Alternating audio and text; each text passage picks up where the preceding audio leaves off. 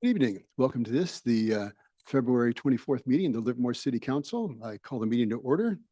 Roll call, please. Councilmember Barrientos. Present. Councilmember Dunbar. Present. Councilmember Wong. Present. Vice Mayor Branning. Here. Mayor Marchand. Here. If you'll please join me in the Pledge of Allegiance.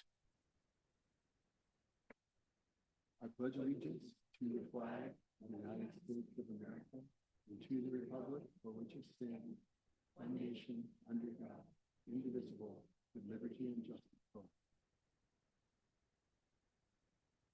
Thank you. Question for the city attorney. We just came out of closed session. Was there any action that was reportable taken in closed session? Mr. Mayor, I'm your city attorney, Jason Alcala. No, the city council did not take any reportable action in closed session. That concludes my report. Okay, thank you. Moving on to proclamations and presentations. We have a proclamation declaring February 2025 as American Heart Month. And I have a proclamation for Padmaja Vasireddy. Is she here? Good evening. She's the Community Impact Manager for Health Strategies. And Lisa Bellini here as well. You're it. Okay, very good. Well, I have a proclamation. You can stay there for a moment if you wish. I'll read this. Whereas the first American Heart Month was February 1964, as established by President Lyndon B. Johnson to raise awareness about cardiovascular health and encourage individuals to take proactive steps to safeguard their hearts. It has since become an annual nationwide campaign to highlight heart disease, the leading cause of death in the United States. And whereas during American Heart Month, individuals and organizations unite to educate the public about the risks of heart disease, to promote preventive measures, encourage healthy lifestyle choices, advocate for regular screenings and early detection of heart conditions, and support research for new treatments and cures for heart disease. And whereas more than 350,000 cardiac arrests occur outside of hospitals every year, with about 70% taking place at home, and only 1 in 10 people survive. Additionally, over 23,000 children under the age of 18 experience out-of-hospital cardiac arrest each year, nearly 40% of which are sports-related. 23,000 children under the age of 18. I found that extraordinary. Whereas performing cardiopulmonary resuscitation, CPR, or using an automated external defibrillator, or AED, particularly when done immediately, can significantly increase a person's chance of survival. And whereas the American Heart Association has set a goal of doubling the survivor rate from cardiac arrest by 2030 by empowering bystanders to become lifesavers, ensuring that everyone is prepared to act and provide life-saving care in the event of a cardiac emergency. Now, therefore, the City Council of the City of Livermore proclaims February 2025 as American Heart Month and encourages all residents to raise awareness about heart health, learn and practice CPR, participate in heart healthy activities, and support efforts to reduce the impact of heart disease in our community. With that, I'd like to present this to you.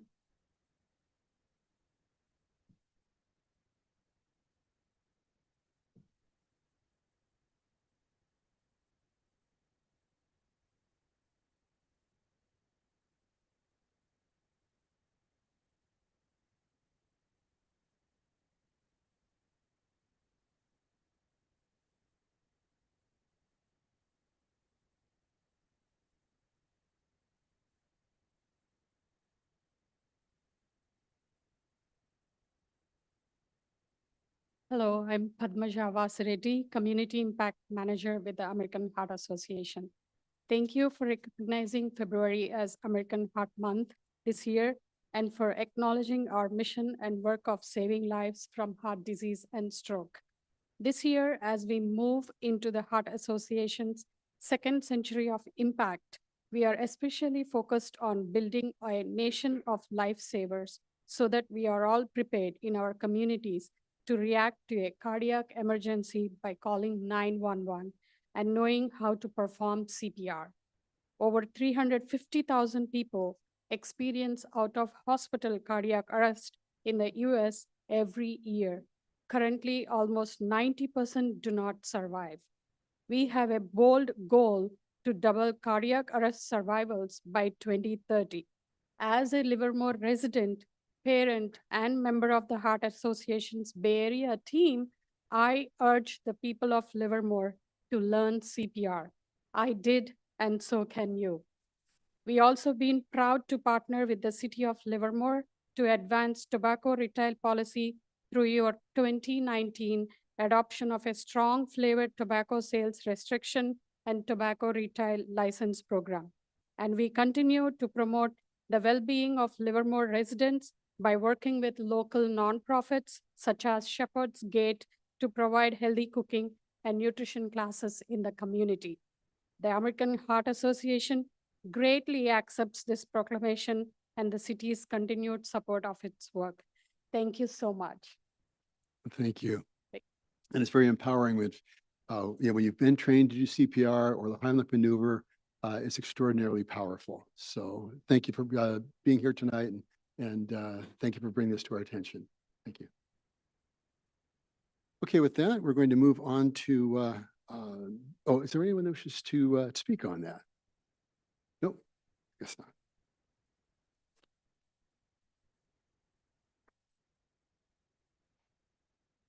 All right, moving on to the open forum. The city clerk will direct people on how they can participate. Thank you, Mayor. The City Council's agenda provides opportunities for the public to participate in the meeting by addressing the City Council in the following ways. For non-agendized items, the public has the opportunity during open forum to address the City Council on an item of interest that is within the City Council's subject matter jurisdiction. For agendized items, the public can address the City Council on each item of business it considers when the mayor opens public comment and should be focused on that particular item. Please note, a speaker is not required to answer any questions from the City Council, and the City Council is not required to answer questions from the public. However, the mayor has the discretion to ask staff to address the speaker's comments when a council member believes it is relevant to a particular business item. When participating in tonight's meeting, one comment may be given per person per item. For consent calendar items, one comment may be given for all items of the consent calendar. If consent calendar items are pulled for discussion by the City Council, a speaker will be allowed one comment for each item pulled for discussion and a separate comment for the remaining consent calendar. To provide comment, please fill out and turn in a speaker card found at the entrance of the City Council chambers. Speakers will be announced in the order received. Once public comment opens, each participant's name will be announced and their 3 minutes will begin when it's at the lectern. Thank you, Mayor. Okay, do we have any speakers? And the first speaker is Mike Ramos.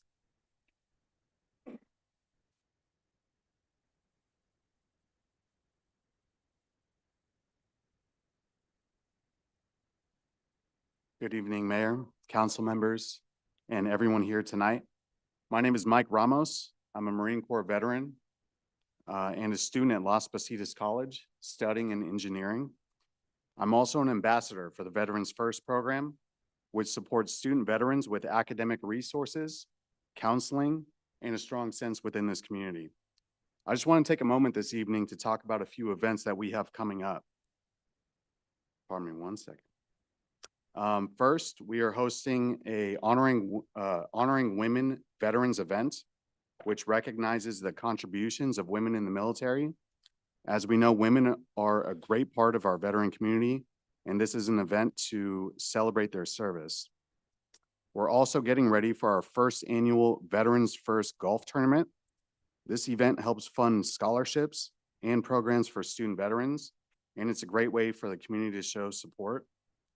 I brought some flyers that have all the details with them. I'd love for anyone here interested to take one and pass them along. If anyone has any questions or wants to get involved, feel free to reach out to me after the meeting and I'll give you some pertinent contact information. I just want to thank everybody for their time this evening and give me the opportunity to talk about the Veterans First program at Las Positas College. Thank you.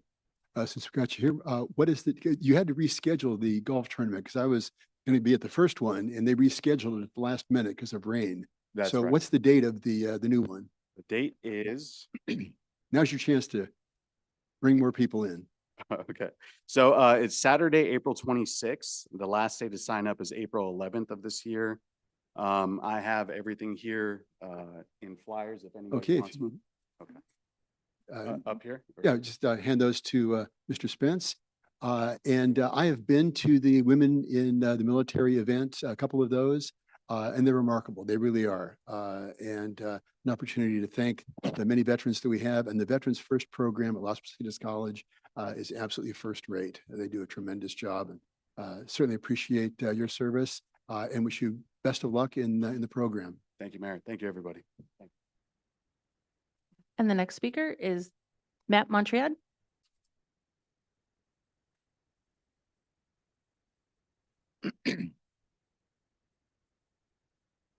Hello, thank you, council members. Good evening. I just have one thing to address. There is, I think it was Assembly Bill 434, which I think passed, that encouraged municipalities to have pre-approved plans for ADUs. And I know Livermore is working on one plan, but they're not available on the website yet. I reached out to someone in the city, I forget their name, but they told me one will be coming in April and May. But the reason I'm here is that I was started to do some research, and I realized like other cities nearby have a bunch of pre-approved ADU plans already. The city of Danville in particular has quite extensive ADU plans that you can pick from. And I would just like to take it to your consideration, unless there's some legal barrier, which I don't know of, it would make sense for there just to be county approved, or, you know, if there can be, if a house is good enough for Danville, it's probably good enough for Livermore, you know, you would agree with me. And those are some fancy ADU plans they have.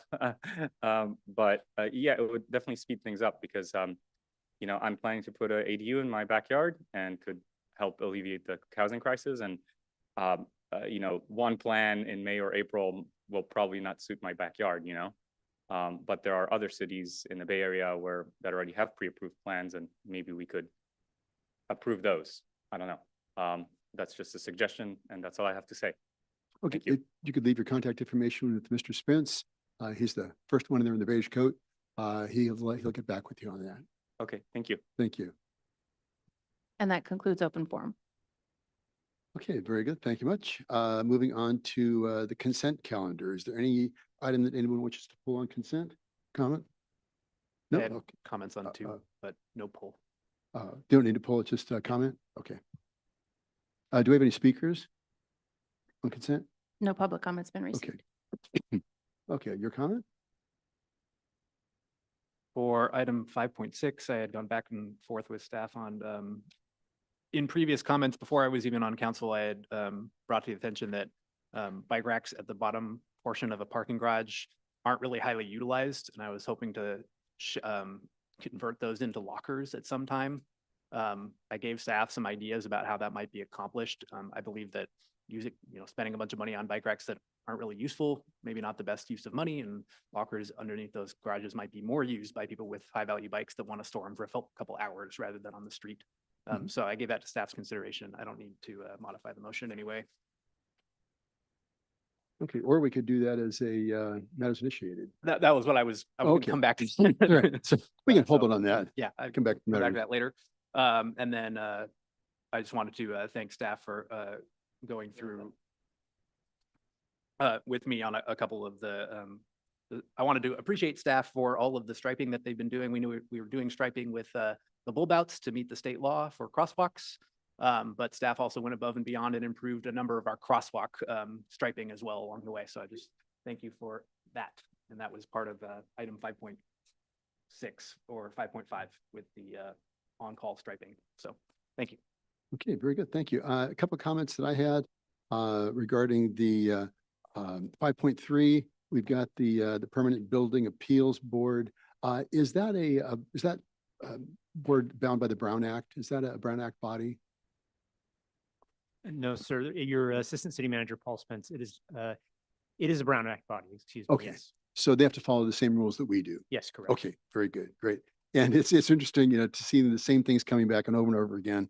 I had dealt with polybutylene pipe probably 10 to 15 years ago when I was in the water business. And it's just one of these things where it seemed like a good idea at the time. And then we later on have to come back often decades later and solve these problems that said heretofore we thought was a good idea. But I'd also like to point out that we're using Measure BB funds. It's something that was approved by the voters, and Measure BB funds are going to be used as part of this project. So your tax dollars doing a good job. So thank you very much. Again, there's no public comment on this. If there's no further discussion, I'd entertain a motion. I'll move approval of the consent calendar. Okay, moved by Councilmember and second. I'll second. Okay, seconded by Councilmember Wong. Any discussion on the motion? All in favor signify by saying aye. Any opposed? Passed unanimously. Thank you. Moving on to 6.1, this is a public hearing requesting a municipal code amendment, development code amendment, conditional use permit. Honorable Mayor Marchand and members of the City Council, this is your City Manager, Mariana Birch. Item 6.1 is going to be presented by Susan Frost, Special Projects Coordinator in Community Development, with the assistance of Stephen Riley, a Planning Manager. Thank you.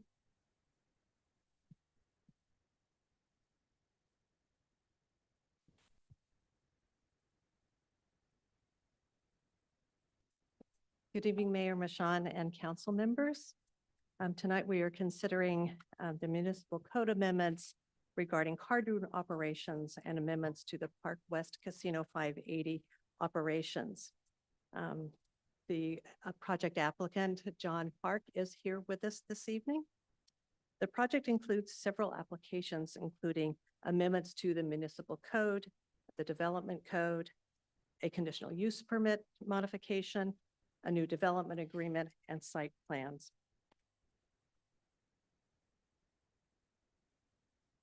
Per state law, the Department of Justice Bureau of Gambling Control is required to review and preliminarily approve all proposed amendments to a jurisdiction's card room ordinance.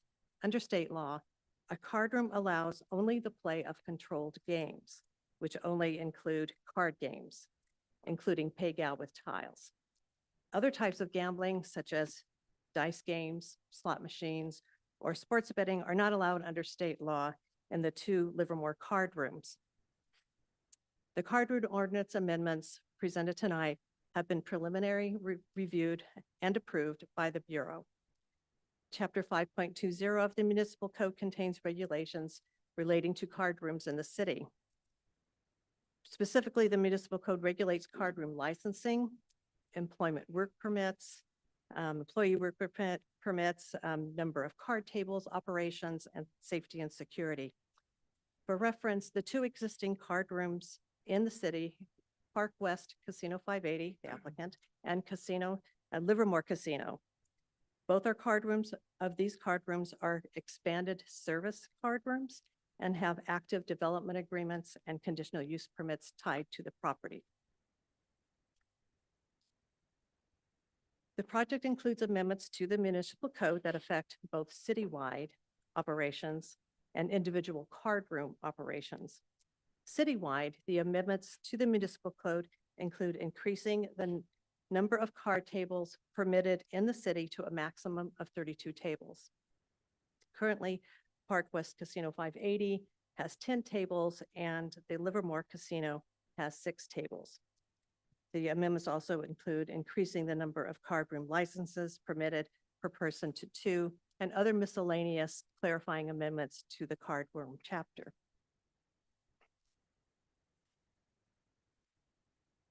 The next set of amendments apply only to expanded service card rooms only, or those which are those that have a development agreement or conditional use permit. The first amendment would increase the number of card tables permitted in any single card room to 16 tables. This particular increase is based on card room allowances permitted by state law. The amendments also include increasing the maximum betting limit to $1,000.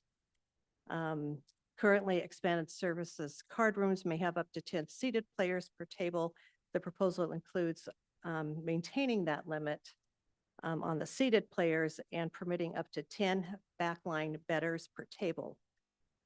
A backline bettor simply stands behind a seated player and bets on the seated player's hand.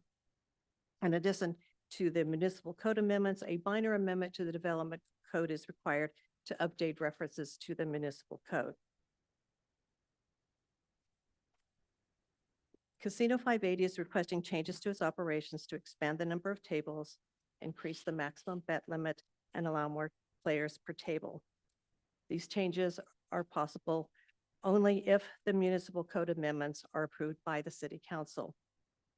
Note that these operational changes do not require any physical expansion of the existing building. However, additional parking and safety measures are needed for the additional operations. Since the applicant has requested these changes to their business operations, they have applied for a new development agreement and a modified conditional use permit. Staff has negotiated with Casino 580 because the city has not experienced any unusual operational concerns with them since they have opened. The project, as you probably know, the project site is located in the northwest area of the city at the southeast corner of North Canyons Parkway and Doolin Road. The Planning Commission and staff support the request as there are no major prior issues with the operator and the applicant is willing to enhance parking and security. This includes traffic cameras and license plate readers at 3 nearby intersections. In addition, an increase to the monthly card table fee is proposed from the existing $1,900 per table per month to $4,800 per table per month. And that is included in the development agreement.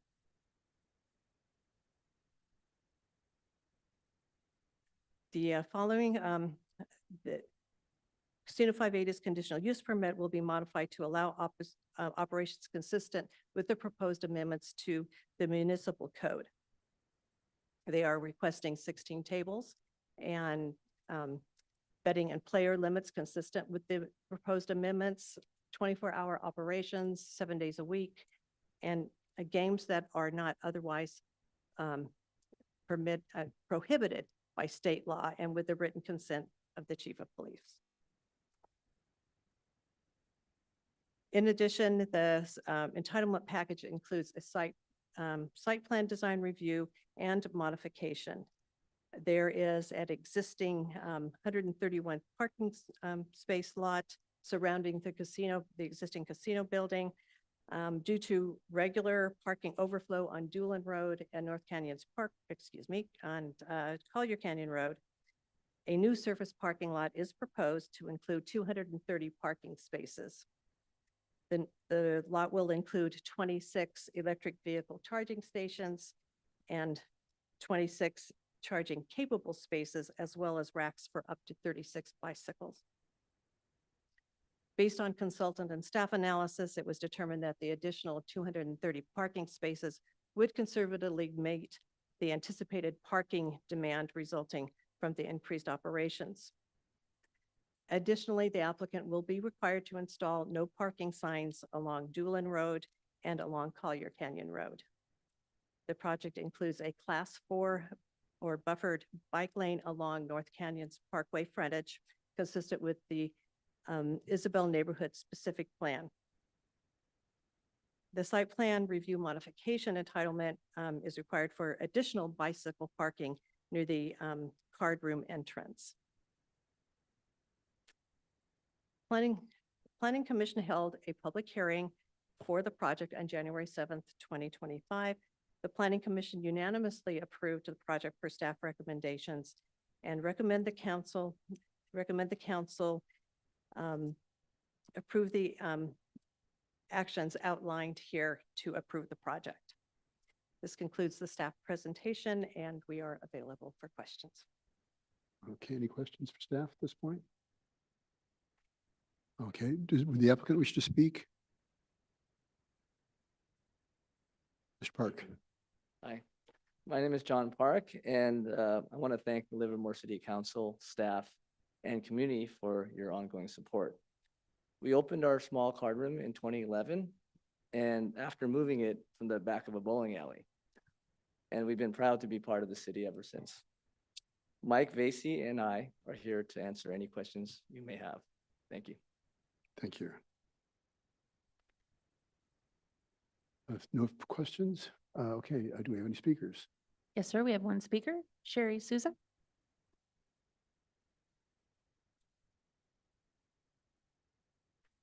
Good evening.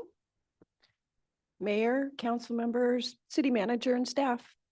My name is Sherry Souza, and I am the CEO of the Livermore Valley Chamber of Commerce.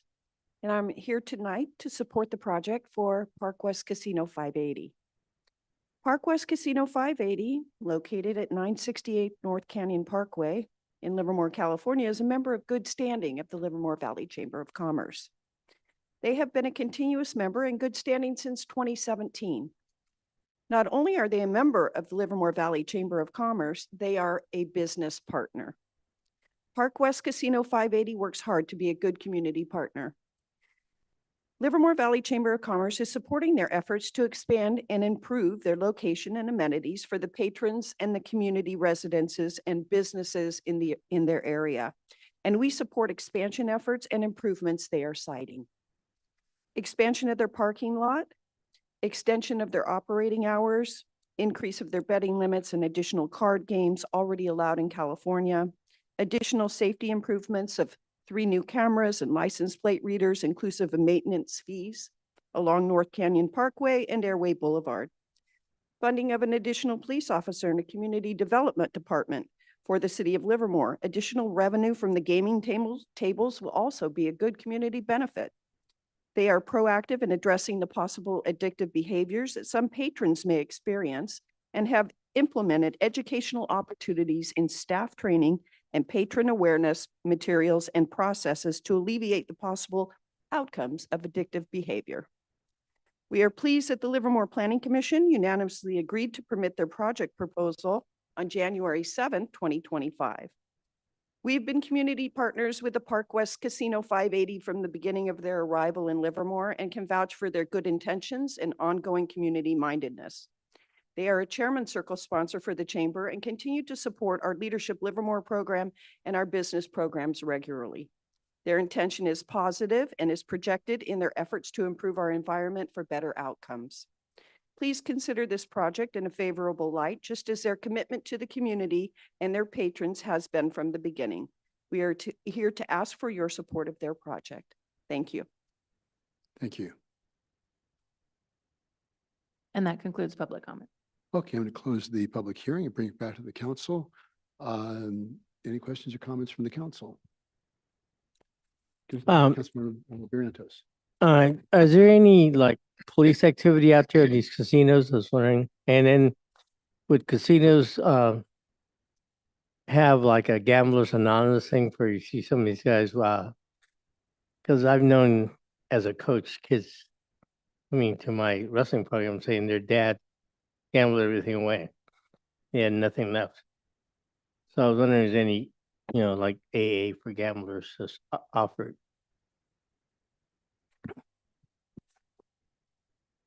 Good evening, Councilmember Barrientos. I'm Steve Riley, the planning manager. We have spoken with Livermore Casino 580 a number of times on this issue.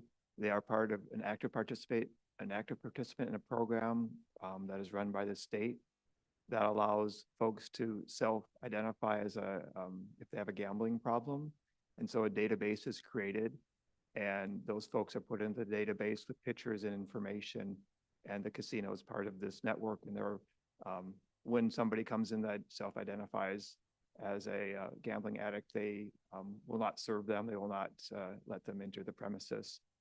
And in addition, they have a number of spots in the casino. They have brochures and phone numbers and placards that state, if you have a gambling problem, please call these numbers. So they do seem to take initiative to make sure that they're not furthering somebody's gambling addiction through that state program and some of their own efforts on site. And I'm police activity. You want to answer that one too, Steve? Yeah. So we have checked in with the police. The chief is here tonight, as well as Captain Boberg. There is no unusually high level of police activity at this business compared to other businesses that may have a lot of customers in parking lots and things.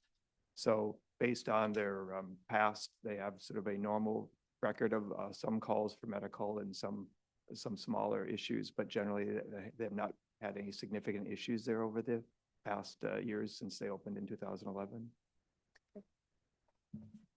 Okay. Councilmember Dunbar. One question, which is, after the no parking signs are in place, some of that's still in the county. Who is responsible for enforcing the no parking as to when they're placed? For Collier Canyon Road that is within the county, the applicant will be required to work with the county to install the no parking signs, and obviously it will be county's responsibility to enforce that. And I imagine they have those connections already established. Thank you. Comments? Sure. Okay.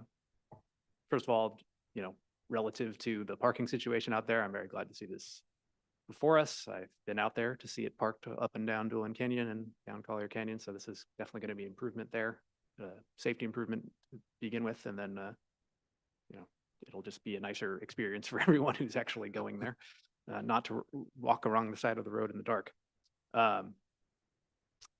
In my view I'm not much of a gambler, but in processing how I feel about gambling in general in this particular instance, I've thought about a lot harm mitigation, this relative to other types of gambling like online gambling, where there really is no control. There is no person there to limit you. And I feel like if it's going to be in person, it would probably be better than an unlimited online situation that we sometimes have. Obviously, broad-based online gambling is not really legal in California, but there are other ways of getting around that particular problem. And otherwise, I can find that wanted to thank the Planning Commission for their work on this matter. I had one additional thing in looking through the process. I've been thinking a lot about Dublin Boulevard, given everything that's going on there, and wanting to make sure that this is as safe as possible. I went back and forth with staff a little bit on the design of the roadway improvements that are proposed here. And I had some concerns about perhaps view angles of where the bus stop is relative to the rest of the roadway.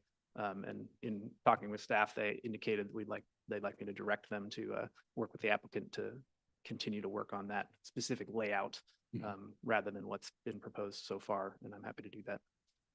But otherwise, I can make findings for what has been presented to me. A question for the city attorney. Do we need to make that a matters initiated? Or can we just do it as a comment from on the agenda? It'll be adequate when there's a motion on this particular item, if that's the council's pleasure to include that as direction to staff. Okay, if you would do that. Okay, any other comments? Vice Mayor? So I have a few things, and I think some of them are probably questions for the applicant, actually. But first of all, just some history here. This first came to my attention when I was in Key to the City, I don't know how many years ago, about the parking situation. And at that point, it was all news already. So parking has been an issue for Casino 580 forever, basically. And it really does cause an issue for safety and just cars parked illegally or at least inappropriately. So for the project side, I think that's really easy, clearly is the right thing to do. I enjoy gambling. And yet I will say, like, this change, a lot of the changes along the project not the project side, for the municipal code do concern me. I have seen, the damage that gambling addiction can cause. And so I'm concerned about the increase in limits.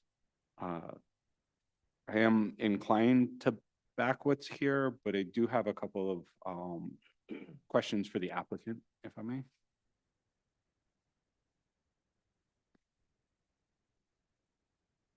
The first one is, I'm not particularly familiar with the backline betting. And I saw that in there, and I have kind of two concerns. One, I'm concerned about kind of the interaction in the gambling there. And so if you could give me just a little bit more of an explanation of what backline betting actually looks like. Sure. We have, first of all, for marketing purposes, our name is Park West Casino 580, but we're actually a card room. And so people play against each other. But in terms of the backline betting, in a game like Baccarat, there's these screens that show what hands have come before. And so what people like to do is they like to roam between tables and place a bet down and then see how, look at the screen. And that's what basically, in this instance, what backline betting is. They don't do it on other games that are similar to, say, Pai Gow Poker or Blackjack. They do it on games that are like Baccarat. Okay, and then one of my concerns with it is kind of the fire safety concern, honestly, with people, the crowding around the tables. What does that look like as far as the location of the people, the safety to make sure we're not having an overly crowded spot around the table? Sure. We have the fire code and we make sure that we have the appropriate number of people in the building. And in terms of this backline betting, there may be no more than one person behind a seat. So it's pretty well controlled. Okay, and then internally inside the casino, or the card room, I should say, do you have the space, like you're looking at both increasing the number of people as well as the number of tables? And so do you have space to make sure there's a free flow of people, that if there was an emergency, people would be able to move easily and safely through the building? Yes, absolutely. We're only able to operate a certain number of tables by state law. But we may have maybe 13 tables out on the floor. But in this instance, we plan to knock down a wall and make more room. Okay. And then I don't know if this is a question for you necessarily, changing topics a little bit. One of the amendments was to go to 2 licenses from 1 currently. And I don't fully understand the intent of why we're doing that. Is that specific? Is that a question for you or is that a question for staff? I'm not actually sure. Licenses? Oh, Okay, I think staff looks like they're stepping. So that was a request by the applicant to allow flexibility within the city for one person to, for example, own and operate 2 card rooms. It doesn't mean it will happen, but it just opens up the opportunity. And staff looked into it and we did not see any significant issues with that. I believe there's some other cities that allow that as well. So it's simply the option, but it doesn't mean it would happen. Okay, and so what that would mean is that one owner operator could potentially have 2 separate card rooms, correct? That's correct. However, just to make sure, if someone did want to open a new card room in Livermore, how easy would that be, would you say? What would somewhat of a process be there? So it would be similar to what Livermore Casino and Casino 580 have had to go through. You would have to follow a municipal code, the amendments that you see today. You would very likely want to have expanded services to be on par with other card rooms. So you would have to go through a conditional use permit process and a development agreement process, just like Casino 580 is doing. And city has a lot of discretion on development agreements and conditional use permits to put in whatever proper conditions we think are necessary and to make sure that there are appropriate public amenities that go along with that. But they would have to apply and it's a discretionary process. Okay, and I see the applicant coming up. My name's Mike Vasey. I just want to add one thing to that. By state law, the city of Livermore can only have 2 card rooms, so you could not add yet another card room, a 3rd or 4th or 5th. Okay. Thank you. And then a question for staff on the per table fee. Is that adjusted for CPI or are there any adjustments in future years? Yeah, it is set up in the development agreement after year 3 that CPI is applied every year thereafter. Okay. And I believe I remember from reading, there's a little bit of a lead time for that, so that if they wanted to reduce the number of tables based on the fee, that would be an option for the operator. Is that correct? That's correct. Okay. So yeah, kind of in summary, so those were really kind of like some questions I had to clarify. Like I said, I'm a little bit, kind of on the fence on this one, to be honest. It's the community benefit, I think, is great. I think Park West has been a real great partner. I think they've done a lot for the city and the community. There are definite downsides to raising the gambling limit and increasing basically access to gambling in our city. And so I have struggled with this one. I think ultimately I'm comfortable moving it forward. I want to make sure, and just to reiterate, we have language in there about the physical public safety.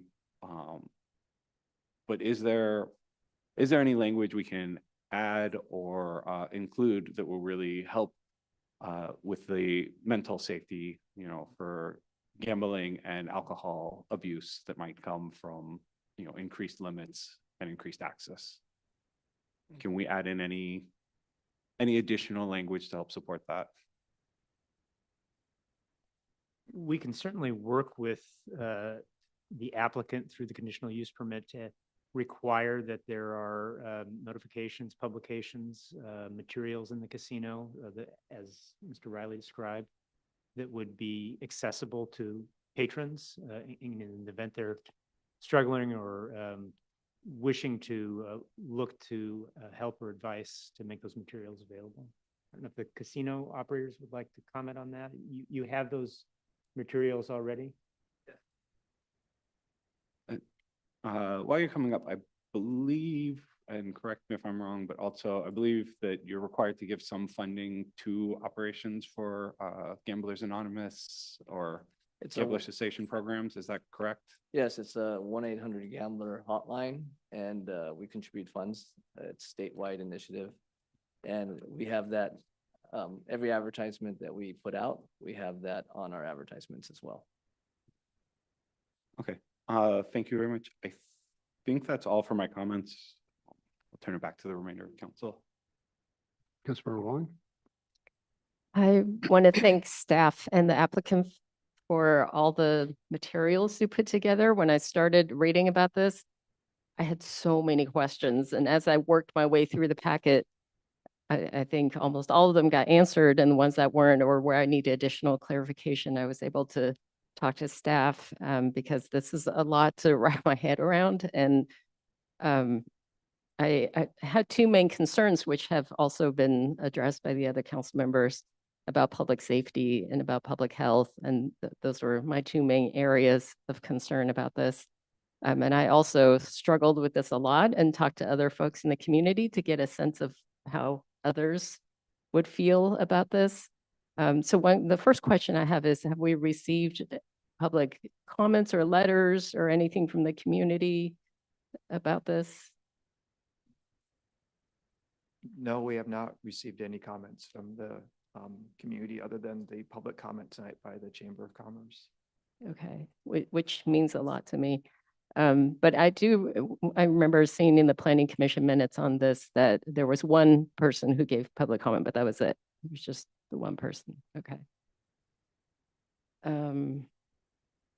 And so if we make this change to the municipal code, it would also apply to the other card room in Livermore. So again, your Assistant City Manager, Paul Spence, they would still have to go through a process to modify their conditional use permit and modify their development agreement. So the opportunity is there for them to apply, but that would be reviewed separately in the same way that you're reviewing the application this evening. Okay, so it's not automatic. It is not. I see. Okay. And there was a comment earlier that Livermore is only allowed to have 2 card rooms. Can you say a little more about that? Because I didn't know about this. I mean, is that based on population or what is that limit based on? There's a moratorium in effect that was passed years and years ago. It expired a couple years ago, then it was put back in place, and it's going to last for another 20 years. So until that moratorium expires, Livermore can only have 2 card rooms. Okay. And so 20 years from now? It's probably 19 years from now. Okay.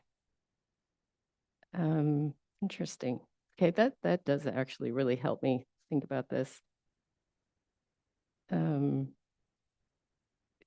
there other cities similar to ours that have card rooms?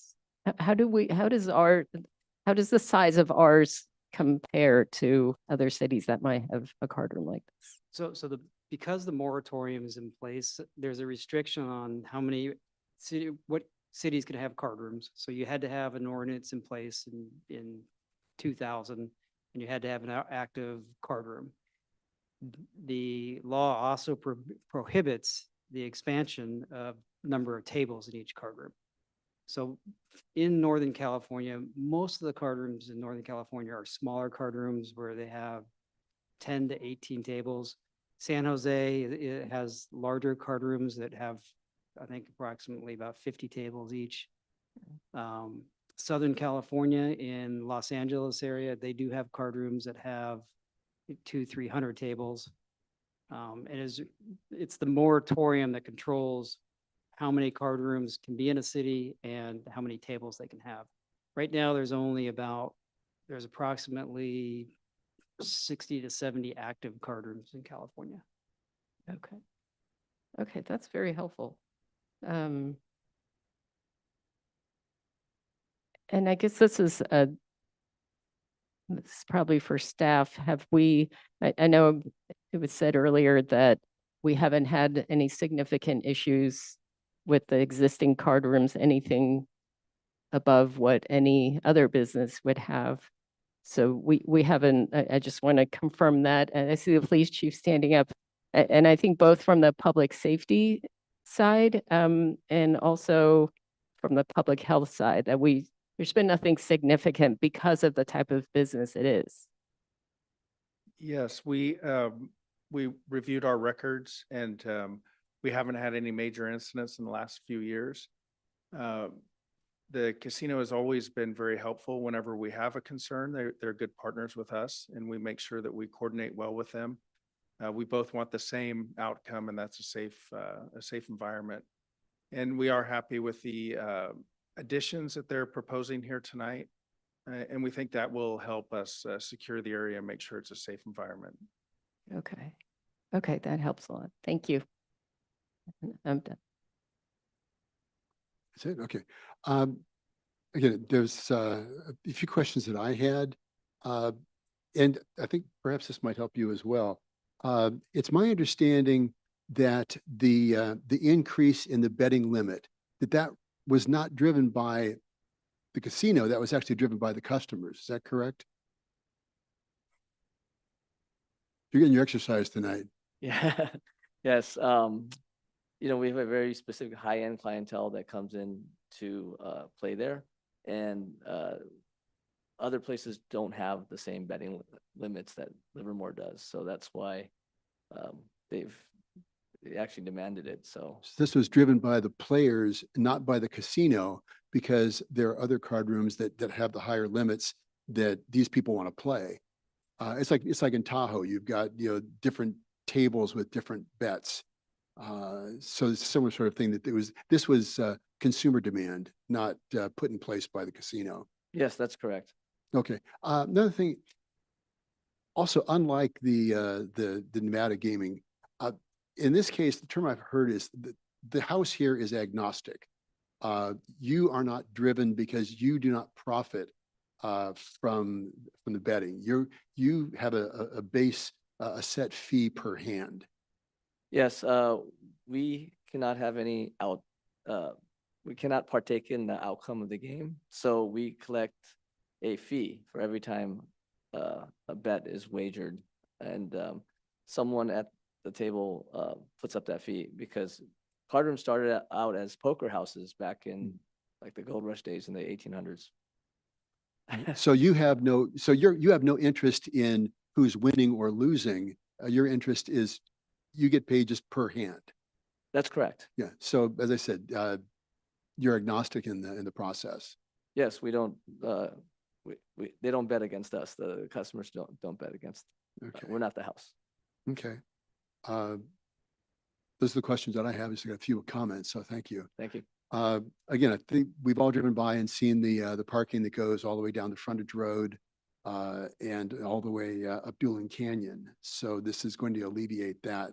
And I can attest that these negotiations have been going on for years to add to the to the parking down there. So I certainly appreciate getting the cars off the road and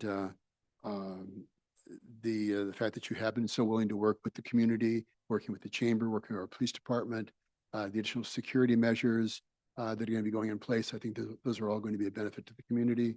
And I certainly appreciate your willingness to be a community partner. So with that, are there any other questions or comments from the council? With that, I'd be willing to entertain a motion. Okay, a motion made by Councilmember Barrientos. Is there a second? I'll second. I need to offer a friendly amendment. Okay. Which is with the direction to staff to continue to review the design details of the improvements to the street along North Canyons Parkway. Okay, I'll accept that amendment to the motion. The maker of the motion as well?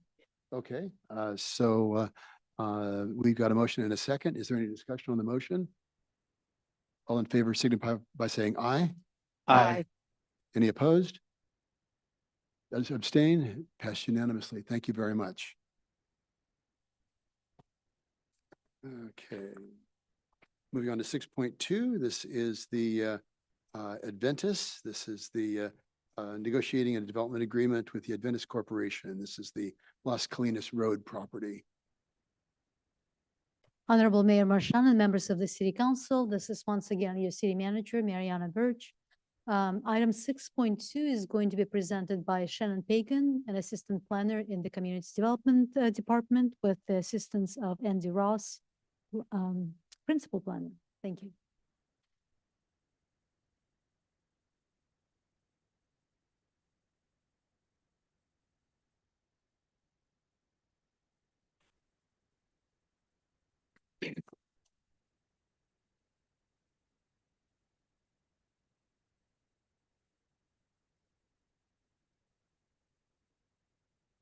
Thank you for your patience, Mr. Mayor and City Council members, as we're loading the presentation. Thank you. Sorry about that. Thank you for the introduction. Good evening, Mayor Marchand and members of the City Council. This evening, the item before you is an authorization to negotiate a development agreement with the Adventus Corporation for their property at 3658 Las Colinas Road. The Adventus Corporation owns 122 acres of land near the Springtown neighborhood north of Interstate 580 and Las Colinas Road. The property is within city limits and the urban growth boundary. It is currently undeveloped, containing natural features, hillside topography, as well as areas of flat terrain. It's adjacent to existing and planned residential uses, as well as open space lands. As part of the comprehensive general plan update, the property owner has requested land use designation changes on this site. Under the existing general plan, the property has a land use designation of limited agriculture with a floating community facilities designation. There's an existing DA for this property that allows for the development of a private high school on a portion of the site. The request is to change the land use designation to primarily hillside conservation with a floating medium density residential designation allowing for 14 to 18 dwelling units per acre. As with the existing agreement on the site, the developable area would remain within the same general footprint as was previously approved for the private high school site. There's not a specific project or development proposed with this land use change request. Rather, it's being considered within the broader context of the comprehensive general plan update. The general plan would include policies requiring localized planning, such as a neighborhood plan, to guide any future development of the site. When considering land use designation changes in this area, staff recommends the City Council authorize negotiating a development agreement to ensure additional community benefits are established to justify the change in the land use designation. The property owner is agreeable and has submitted an application for such. The Livermore Development Code requires advanced city council authorization for staff to proceed with such negotiations. With council's authorization, staff would pursue negotiating terms and timing of community benefits that might not otherwise be required, like trails and park improvements, permanent conservation of open space, other public infrastructure enhancements and/or contributions to the Community Benefit Fund. In closing, staff recommends the City Council adopt a resolution authorizing staff to proceed with negotiating terms for a development agreement with the Adventist Corporation to be considered by the City Council at a later date as part of the proposed general plan update. That concludes staff's presentation, and we are available for questions. Okay, do you have any questions at this point? Okay, Vice Mayor. Just a quick question to make sure it's clear for everyone. This is the start of the process, not a final decision. So you will come back with a negotiated deal, and then we will have another chance to decide if that's appropriate or not. That's correct. Thank you. Good point. Do we have any speakers on this? No, sir. No public comments been received.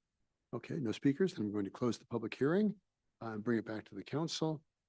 Question that I've got, how did we land on 14 to 18 units per acre?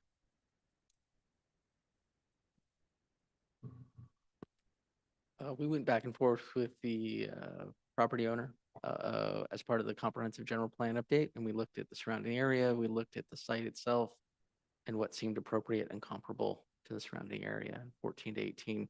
What's there currently in the neighboring neighborhoods? Sure, it's to the north, it's about 8 to 14. The Lassen Road Townhome project, which is not yet built, is about 14 to 18. So it seemed comparable. It seemed like there was enough open space, terrain buffers to create some of that interface. And then we're also balancing the greater need to meet our regional housing needs allocations. So all those things taken into consideration, we landed on 14 to 18. And the school is going to take up 35 acres, and it's a 122 acre site. And we're going to be negotiating around how much is going to be developable and how much is going to remain as open space. Is that correct? Correct. Okay, very good. Any other comments, questions? Councilmember Dunbar. Do we expect that it will go west of the current ephemeral creeks in any way?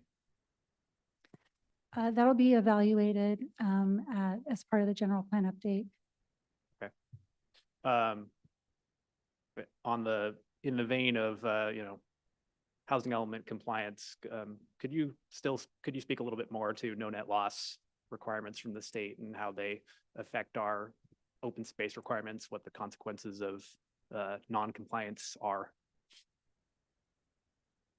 I will do my best. So through our housing element and our sites inventory, we have identified the appropriate sites and how many units each site can accommodate to meet our regional housing needs allocations or RHNA.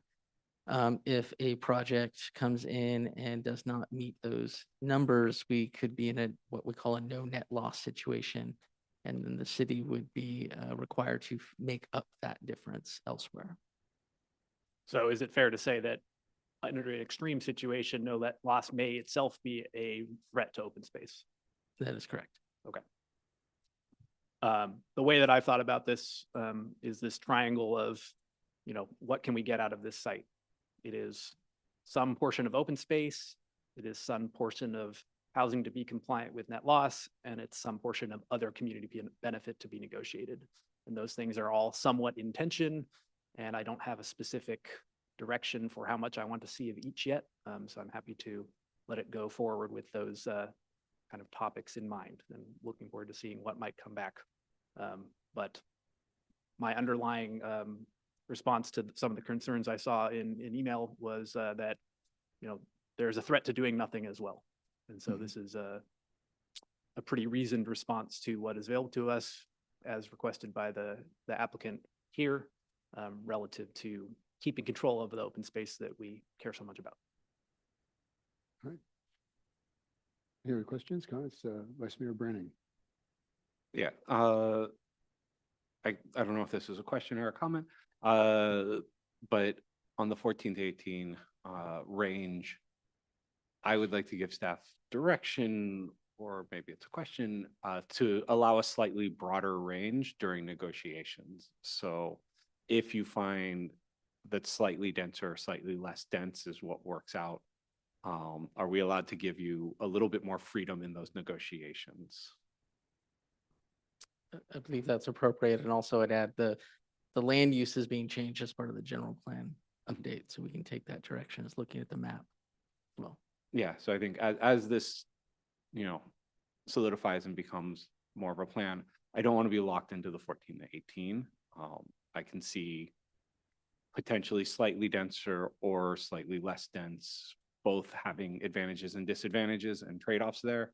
And so I would say, along with this is direction, if I've got council support, was I'd like you to have a, not tremendously more, don't go down to 2 or don't go up to 50, but, a little bit more leeway to negotiate.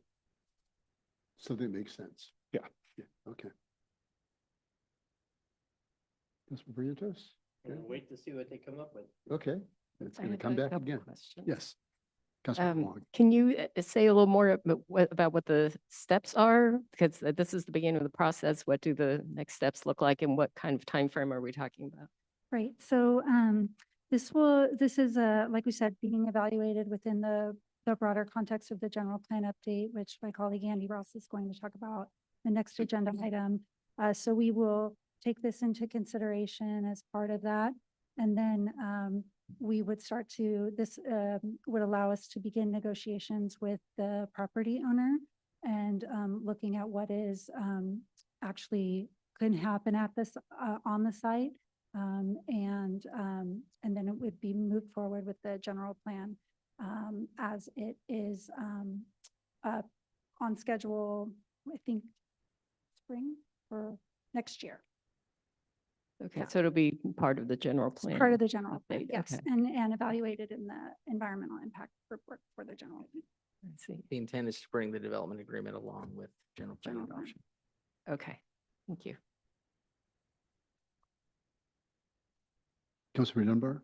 I am amenable to giving staff slightly more leeway. There are things out here that are, the Springtown overpass in particular, big ticket items that require a lot more work to get up and over to change. Crossing any stream is a fish and wildlife game as well, and that can take considerable resources. I don't know exactly what my limit is as well, but I'm amenable to slightly higher range above and below the current range. It's whatever makes sense, but giving the staff the leeway for that. Okay. All right. Is anybody willing to make a motion in that regard? I will make a motion with the understanding of allowing staff a slightly broader range to negotiate. Okay, motion is made by Vice Mayor Branning, seconded by Councilmember Barrientos. Any discussion on the motion? All in favor, signify by saying aye. Aye. Any opposition? That passed unanimously. Thank you very much. Moving on to 7.1. This is the comprehensive general plan update. Yes, Honorable Mayor Marchand and members of the City Council, this is once again your City Manager, Mariana Birch, and we have Andy Ross, our Principal Planner, presenting item 7.1 tonight with the assistance of Brent Smith, the Director of Community Development. Thank you, Mr. Mayor.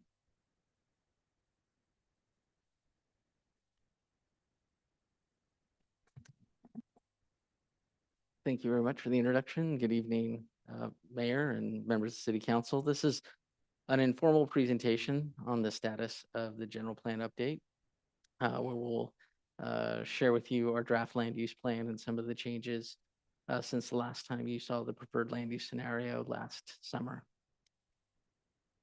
Oh, man.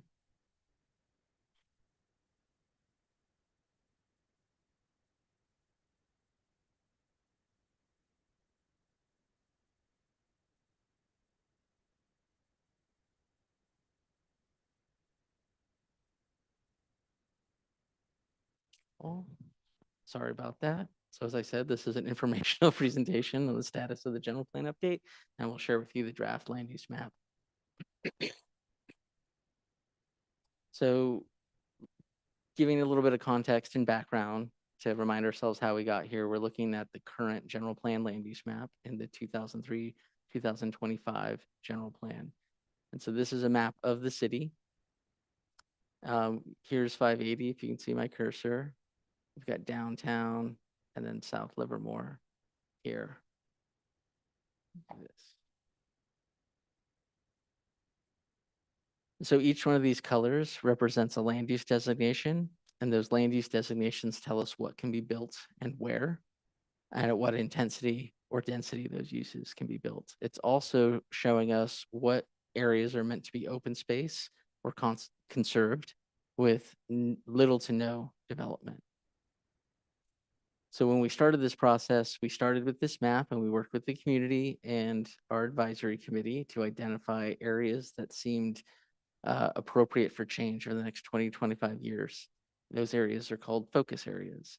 And we went through a rigorous evaluation process. And as you're aware, went through an extensive community engagement process to look at a variety of different alternatives within those focus areas. And that was the preferred land use scenario, which we brought to council and sought your direction on in the summer of 24. And since that time, we've made some other modest changes to the map stylistically and reformatted it so it was easier to read, but we also integrated requests from property owners and made other changes to reflect current land uses and maybe change land uses to achieve some of those state goals and community goals. So this is the new 2045 draft general plan land use map. Again, you're looking at the same map of the city, but it looks a little different. So here's the I-580 corridor. We've got downtown here. And then down here is South Livermore. So off the bat, you can see the colors have changed. There's a lot more of this pale yellow, which represents lower density residential, 1 to 6 dwelling units. We've got a lot of these reddish colors. Those are our specific plans, including the Midtown area. So I'll walk through why it looks different now. So the map you just saw, and we'll see again in a moment, incorporates council's direction on the 4 focus areas: Laughlin Road, the Midtown area, Vasco Row, as well as east of Greenville. Now, east of Greenville focus area is not shown on the land use map because there was no proposed land use changes as part of the preferred scenario, but it will be shown in its own exhibit in the general plan, along with policy guidance on what to study and when as part of the land use element. And so that'll be a future policy discussion. The map, as I said, also reflects land use changes outside the focus areas. Some of those were property owner requests. We got a handful of requests from local property owners that sought to change their underlying land use. And then there's some changes based on staff's recommendations based on our own assessments to bring certain land uses into conformance with the general plan, but also to achieve broader community goals or meet state requirements. And then lastly, the map shows updated and hopefully simplified existing designations. So we targeted naming updates to better reflect some of the allowed uses.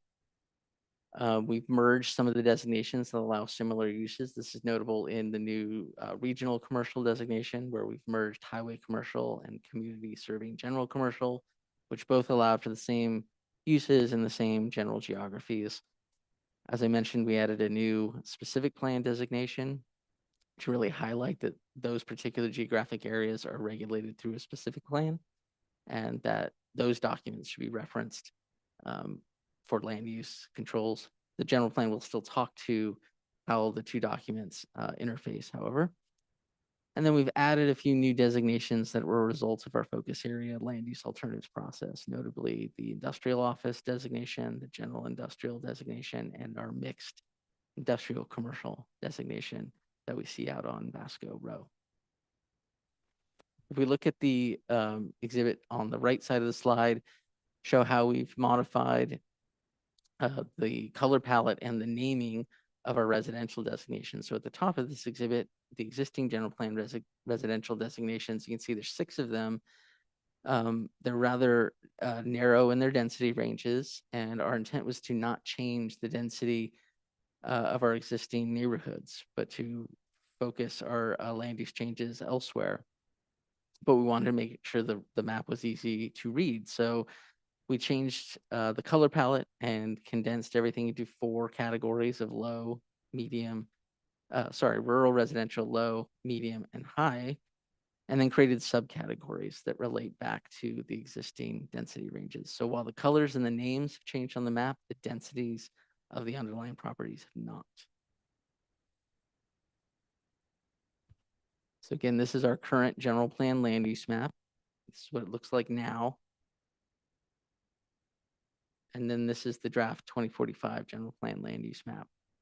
So again, this is 580 here. This is the downtown. And then this is South Livermore here.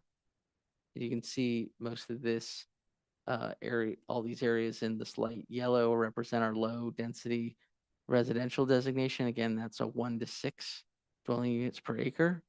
And it's broken into subcategories that relate to the existing designations, but it really reflects the majority of the community is suburban. We've also highlighted our specific plans, as I mentioned earlier, the El Charro specific plan, Isabel, downtown, and we've even added a midtown area specific plan. Although there's no midtown specific plan as of yet, direction of council was to designate this as a future specific plan area. And so the current zoning will carry over until such time as a specific plan is adopted. Some of the other land use changes, though, are the Adventist property on Las Colinas that we just talked about. The First Street transition area, which currently is a dual designation, but staff's recommended going to residential. And then there are 2 sites that were recommended or proposed by the school district. The school district owns property on Jack London, where their administrative offices are. They asked that that be changed from a community facilities designation to a medium density residential designation. And also the former Arroyo Mocho school site on Florence. They asked if that could be changed from a commercial facilities designation to a low density residential designation. So those are some of the highlights of the changes that you're looking at. So as we move through the general plan process, we'll continue to respond to property owners and the community's questions. We'll continue our EIR modeling and our build out analysis as part of our environmental impact report based on this map. And we'll continue and hopefully complete our policy development and prepare the draft general plan document. And so again, this is an informational update, so there's no council action required, but staff is available for questions. Just as a matter of next steps, this is a public process, and staff will be presenting at Planning Commission in March. It's the last of a series of 3 meetings the Planning Commission has undertaken to review policy options for the general plan elements. The 3rd meeting will focus on land use, community identity, and economic development.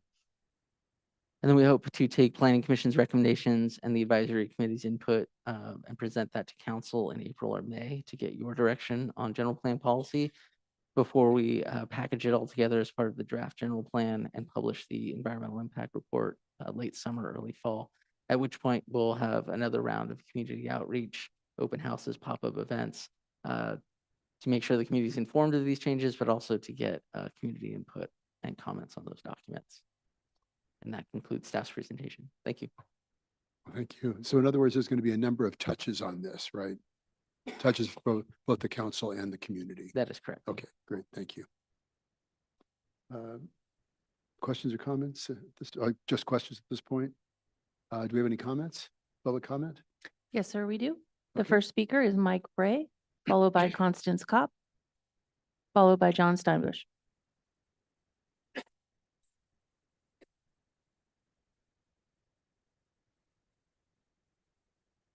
Thank you, Mayor Marchand and City Council members. My name is Mike Bray. I'm the Director of Real Estate for McGrath Brick Corp. And I just wanted to speak to the future RENA allocations in the Midtown focus area. And then I would ask that the staff and council consider other viable options besides the Midtown focus area. McGrath has been at this location because the Midtown Focus area primarily focuses on the McGrath property on Las Positas Road. We've been there since 1991. Spent a significant amount in developing the property. It's our national headquarters. It is the perfect strategic location for our business to service the city and the surrounding Bay Area. There are really no other parcels of industrial land of the size that we need to operate anywhere around here. I mean, based on, being the large industrial property, we frequently get many offers for the site.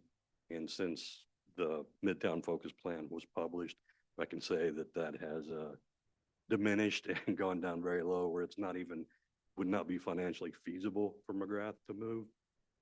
So, we employ 1,200, we have 1,200 employees, about 230 or so out of that particular location. It is pretty much the gem of our property portfolio, and would have a tremendous impact to the shareholders and the business if we were to have to relocate. And so, like we said, there's no other options viable for us in this area. And we have asked staff and city members, and we thank them for working with us through this process, to either, go to another location that would be viable to meet the next round of the RENA requirements, or give us a dual use overlay that allows for our usage to continue.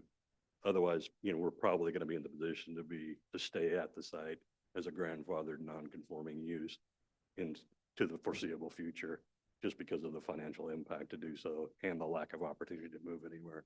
So again, we asked to look at other options, even if it's annexation or some other land. We know the city is in a tight position as we are as well. So, but we just want to make sure that we're heard about our position and where we stand on the property. So, Thank you. Thank you. The next speaker is Constance Cops, followed by John Steinbush, followed by Matisse Montreal. So I was too hoping that, or Constance Cops in Springtown, I was too hoping that you would look at Midtown and maybe rethink the number of houses that are planned out there. I didn't see much open space in that area. I think that many of you before, you're new to the council, and many of you are new to staff, and Springtown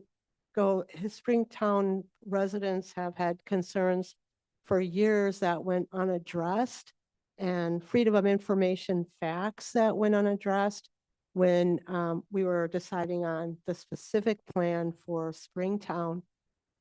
There was a lot of meetings, but there was never continuity from one meeting to the next with the people who lived there. One was at the Shea Center, one was, there were many park meetings. Darren Greenwood held one at our HOA property. There was an Elks meeting, 2 other Elks meetings that followed that. And again, 2 more of that went to that. And I think that a lot of people had good questions, good ideas that just went unaddressed because I think there was, somewhat of an agenda in place, that a vision that maybe was a good vision, but by people who did not really live in that area. I raised my family there. My daughter bought out there. My kids are around the area. And I really appreciate how you younger ones look for that open space as, a bikeway and, open space for a more urban area. And I really felt about your own personal experiences, how you said your mom would get you around. But I think that there is a disregard that you could divide this up into districts and make it a little more fair. The Valley Link that's proposed, for Springtown, and that overpass and a way to get up there. Open space is not open. A park is not a neighborhood park if it gets crowded with a population that is urban that we've never really had before. And I don't know. I know you have arena numbers. I don't think they should be dumped in one area. And I think that all the 7 meetings I was at for Springtown, people were never, there was never any continuity and the facts were never addressed. And there were some things that went on there, that happened there, that I think might even be borderline, lawsuitable, and I'd hate to sue our city. I'd rather sue the people that have the fiduciary respect, and need to really take that into consideration more fairly. Thank you so much for your time, and I hope you think about this long and hard, and you do your homework and look at the maps and decide from that and backtrack and look at the facts. Thank you. The next speaker is John Steinbush, followed by Matisse Montreal, followed by Sean O'Neill. Good evening, Mr. Mayor, and members of the City Council. I'm John Steinbush. I'm a longtime commercial real estate broker here in Livermore and the Tri-Valley, and I'm also a landowner in the east of Greenville area. You may recall I stood before you last June 10th and commented on the current general plan update and the need for a more thorough study of the commercial and industrial land resources within the city of Livermore. I can tell you as a broker who's done business here for a long time, that if a company like Gillig or FormFactor or Topcon came to Livermore today looking for a site for a corporate expansion or relocation, Livermore would quickly get ruled out as an option, as you have no viable vacant sites for such a company. In attachment 2 of the staff report tonight, there are several trigger points that would occasion the need for the study of the east of Greenville area for possible development. I suggest an additional trigger point that comes right out of Livermore's existing general plan. In the general plan fiscal and economic development element, there is a specific reference in section ED 1.1, actions A1 and A2 to, quote, provide sites for desirable businesses to locate, and when the inventory of such sites is low, that the city assemble additional sites for that purpose, unquote. For what it's worth, as someone who does this type of work every day, I'm of the opinion that Livermore has already reached that threshold. Last June, I posed some questions about what would give the city council and the city quality information as to what to look for in this upcoming general plan area. And that is by looking backwards as to, 1, how many acres of business serving land have been developed in the existing general plan cycle? 2, what types of businesses are using the facilities built there and for what purposes? 3, what major infrastructure projects were completed in conjunction with those developments? 4, how many acres of vacant commercial and industrial land are left undeveloped? And what land use does this general plan anticipate that acreage will be utilized for? I ask this question because many of the land, industrial and commercial lands in the existing general plan are now being suggested for residential use in the new general plan. 5, what were the fiscal impacts to the city's budget as a result of the projects that were built during the present general plan cycle? And 6, what will be the fiscal impacts on the city's budget of the projected growth during this upcoming general plan cycle? And how are those financial needs going to be met? Looking back over the 22 years of implementing Livermore's existing general plan will, I believe, be very helpful in informing the community of its needs for the next 20 years. Thank you. The next speaker is Matisse Montreal, followed by Sean O'Neill. Good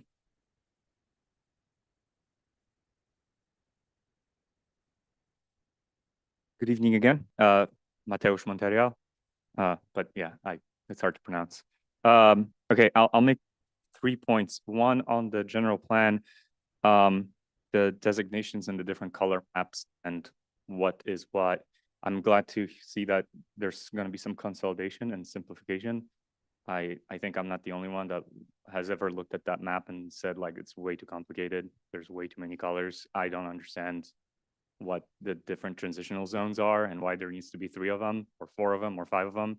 Just ridiculous. It's too prescriptive. I think one of the council members, Evan, raised a point about the bands for residential density being very narrow. And why? Why do they need to be so narrow in certain areas? Second point I want to make is just because an area is zoned to be residential 1 to 6 units per acre does not mean it's actually going to be low density. There are areas in the town, specifically what comes to mind, it's north of Oliviana and sort of west of P Street. I think it's Evans District, kind of north of where the McDonald's are, where there are like 3, 4, 5 cars per house, right? There are just cars lined up against, again, and I used to live there. I moved out to a different area where the houses are more expensive, and they're more expensive because there's less cars in front of the buildings. So, functionally, it's not a low density neighborhood anymore. People are packed in and they're overcrowded because the houses are small. So I think the city should consider why don't we just upzone that when it's a functionally already upzoned, because so many people are crowded into small buildings. That's the second point. The last point I will make is, if you haven't watched it, I would recommend for the council and the mayor to watch Doug Burgum's confirmation hearing. He's the incoming Interior Secretary. It's a shame he's in charge of the department that not a lot of people live in, but he had a lot of good things to say about zoning designations. In particular, he talked about how zoning, which grew out of, the Industrial Revolution, about not having a factory next to your town, has morphed into this thing that has basically strangled development all over town, all over places in America, and I think this map that was shown here kind of exemplifies that. We have 15 different colors and no one can make sense of it. He mentioned how hard it is to be a mayor. So I think John Martian would, everything is measured in linear feet, and everything is kind of, no matter what your designation is, there's one constant, which is cars have to go there. And that drives up costs. And that's the real thing that will sink budgets. So anyway, that's all I got to say. Thank you so much. The next speaker is Sean O'Neill.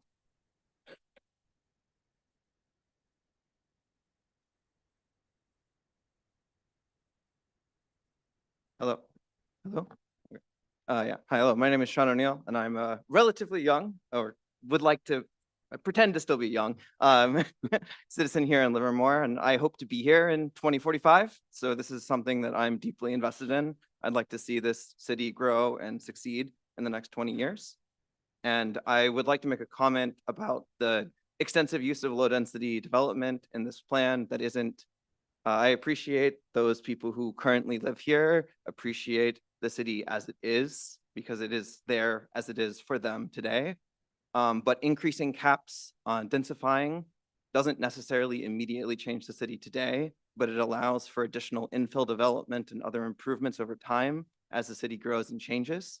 And so allowing higher density won't necessarily change the city today, but will change the city for the future. Also, the city has a great downtown core that has a great walkable area. Increasing the density close, again, north of the railroad tracks, that allow more people to walk into that area, expand that area, can help improve the city, the access to the train and the future Valley Link. So I would like to encourage not having, again, very tight density requirements to allow, especially the top end of that, to extend, and therefore allow future development to improve as the city grows over time. And again, I would like to make the point that dense housing preserves open space. So if we increase the density of our housing, we preserve our open spaces, improving the lives of the people, in multiple ways. So I thank excuse me, I thank the council for its time. And that concludes public comment.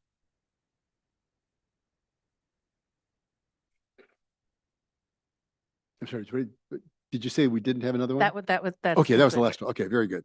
Okay, I'm going to close the public hearing, bring it back to the council. Questions or comments? Councilmember Barrientos? Okay. Councilmember Dunbar. Questions, comments? Sure. first time looking at this in this new role, even though I've seen That's this right. multiple times. Thanks for the comments from the community here. Definitely a couple of, I've been drawing my triangles of trade-offs, nothing is free here. There are only good decisions in understanding the trade-offs. I did want to point out, I'd already basically written this down before it was mentioned in public comment, but effectively, lower density doesn't enforce that fewer people actually live there. We're just having overcrowding conditions in many cases. The other thing that plays along with state law that I've, seen happen in Livermore already in the downtown neighborhoods is that even if those zoning colors are the lowest density zoning color, we can perfectly well have an ADU with a garage on below it and a junior ADU attached to it, at which point the density is already well above what we have zoned. So I don't know if there's a good reason one way or the other to pretend that it's that low when it really isn't, other than some degree of leverage for us to enforce rules in particular cases. I'm not sure how much really that brings us. So I'm, if consolidation doesn't lose us any rights, then I'm okay with it. The other thing that comes along with ADUs is that oftentimes we don't get impact fees with ADUs, whereas we would get them if they were actually using a higher density zoning at some point. So I don't exactly know where that trade-off lies, and I'd like to see some more information about that come back in the future of, is that trade-off really worth having? If we get more impact fees by actually having them go through a process at a density that's not using all the ADU laws, they may use ADU laws anyways, but I'd like to understand a little bit more about where that trade-off lies. Transition zones were mentioned.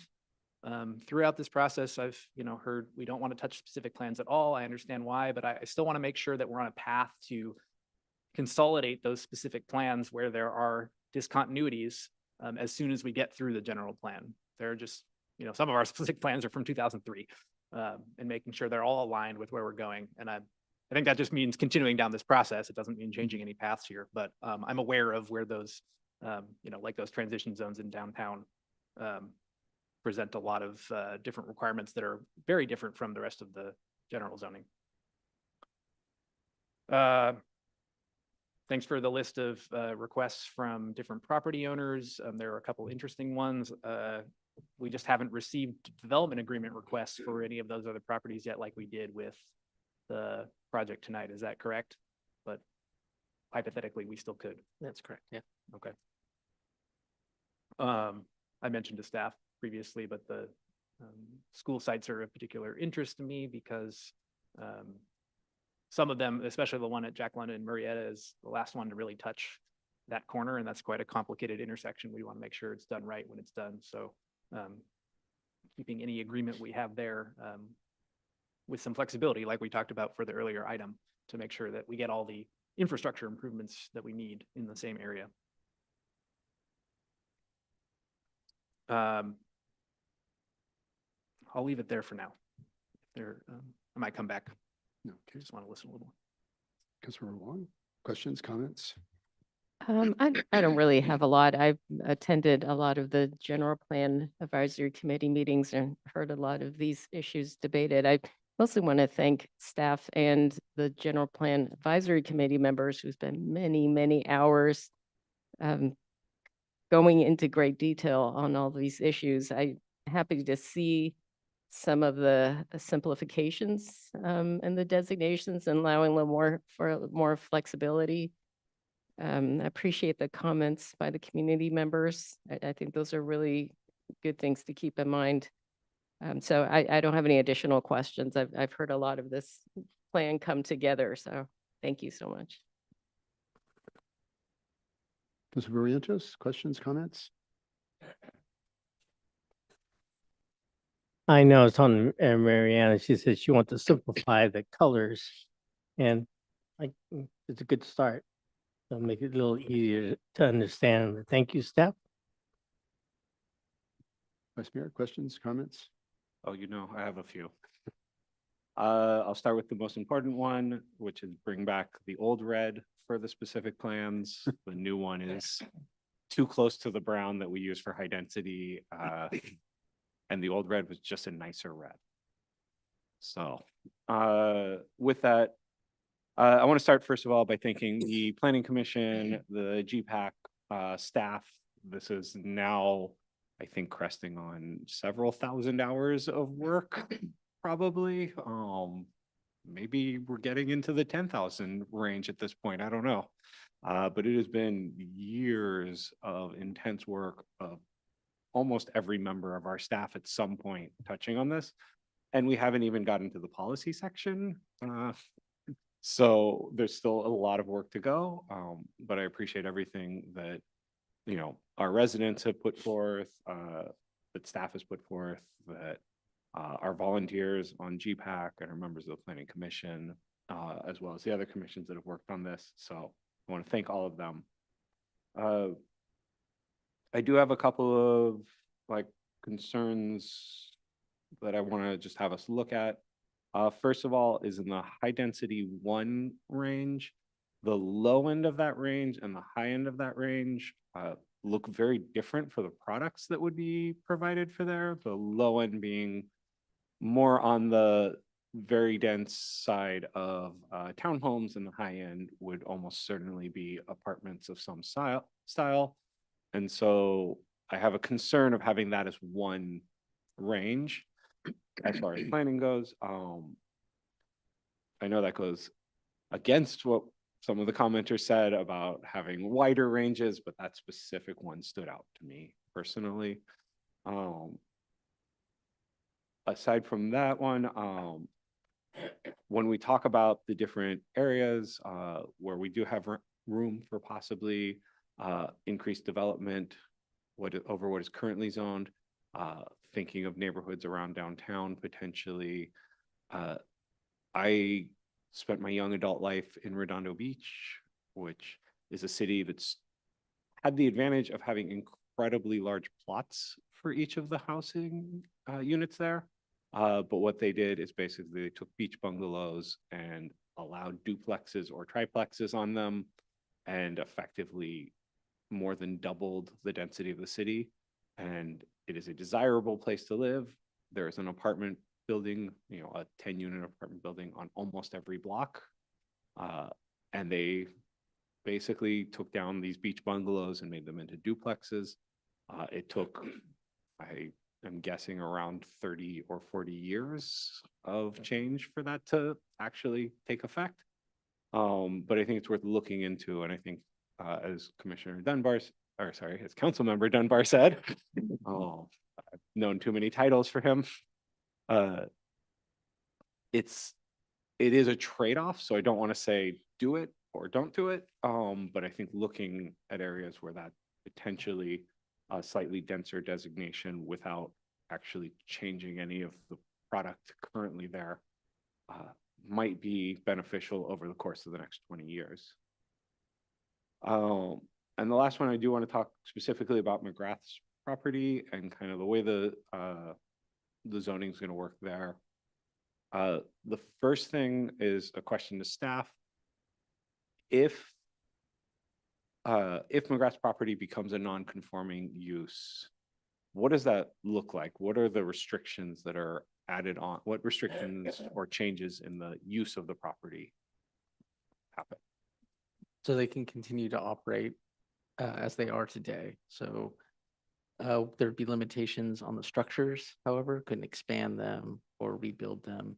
But from an operations standpoint, they can continue to do what they're currently doing. Okay. And then given the way we're going through this process, at the adoption of the general plan, will the land use, the zoning for McGrath's property be changed at that time? At this moment in time, the zoning would not change. And so it would take until the specific plan for that region is adopted for the zoning to change. Correct. Okay. So kind of, you know, I did have a conversation with Mr. Bray. I do have some concerns there, and so I really want to make sure that we are doing our best currently to preserve their ability to operate, maintain their buildings, you know, if they need expansion, they're allowed under current zoning, basically to preserve their options that they have. Looking at that specific plan, it's likely going to be probably for their property, we're really looking at housing going in there in more around the 10 to 20-year range. It's more on the out end of the general plan. So we have trade-offs if we wanted to keep it for a dual use. I can see the challenges there. But making sure in the interim, we protect McGrath as much as possible so that they continue to operate, continue to do the needed, any needed modifications to their building. Eventually, we likely will need housing there. There just aren't a lot of other options for locations. I would like it if staff does, honor the request of looking to see if there are other locations, but I believe from this process, from what we've seen, and correct me if I'm wrong, just really, it's going to be quite challenging to find enough spots for housing if we don't have the Midtown specific plan. Is that correct? That is correct. So while I request we explore the idea, I think ultimately we're going to need housing there, which leads me to kind of the last thing, which is request not directly related to this item, but something that will be effective is at some point, we're going to reach a time where we're going to ask McGrath to move if possible. We're going to say, hey, we really do want housing here. With the way the land use designation works, with the way the zoning works, that's likely to be quite expensive for McGrath and likely to be quite challenging for them to maintain a location in the city. I think we want to keep them in the city, given the number of jobs they're providing. They've been a great community partner. And so as we approach a time when we are looking at a different use for the land, not just a different designation, working with McGrath, working with, Mr. Steinbush or other commercial property owners in the city, and really seeing how we can make it feasible financially and physically, the actual process feasible for McGrath to move, and not simply rezoning the land and hoping that either they'll move of their own volition or that, eventually they'll sell to someone or something will happen to the property that will force rezoning or force redevelopment there. And so as we're moving forward with this, what can we do to help McGrath move and make sure they're happy about the move, make sure it works well for them as a business? I don't have the answer to that. I assume you don't have the answer to that on the fly, so I won't ask you to respond right now, but I think that's a really important part of this process. I think those are my main comments. You've done a great job so far. I really look forward to, seeing kind of the final steps in this. And I'm actually really excited when we get to the policy side, because there's a lot we can do and set up in the general plan to really make sure that the city continues to be the beautiful, vibrant community that we have, and really try and establish, the community character. I saw in the different sections that is actually one of the focus areas we're going to be working on, is how do we maintain everything that makes Livermore amazing and continue to grow and continue to support business. There's a lot of change we're going to see over the next 20 to 50 years. And so I'm really excited when we get to policy and start working that. Thank you. Okay, very good. Thank you for the tremendous work that's been being done on this. This is, we're 3 years into this, and I started out before I got promoted, and a lot of people look upon this as like a real abstract sort of thing, because this is 25 years in the future. That's a long time. But when I did the general plan the last time in 2002, we figured that by 2025, we'd have a population of about 95,000 people. And we were as high as about 88,000. Now we're, I guess, about 86,000 right now. So, to look into the future, 20 years, and hit it that close. I mean, staff did a tremendous job on that. And we're doing a similar sort of effort here to look into a crystal ball and figure out where are we going to be in 20 years, to your point, and how do we stay the vibrant community that we are, the welcoming community that we are, because a lot of people are having kids and they want their children to be able to stay here. And how do we accommodate that? One of the things that I thought was really remarkable was Milo Nordyke was a mayor here in town, and Mel Luna had a store on First Street. And between the two of them, yeah, they had 5 kids each, and between the kids and the grandkids, and they had 52 progeny between the two of them. 52 for 2 men in this town. And so we need to be able to plan for all of those people that just want to stay in our community because we are a remarkable place. If I could just ask if you could pull up the slide, the multicolored slide of the proposed general plan. Just want to get a quick answer here. Yeah, not the old one, but the new one. Yeah, that one. That area, that purple area just below the 5 along Jack London Boulevard. It's an IO area. Is that SMP 39? Yeah, Okay.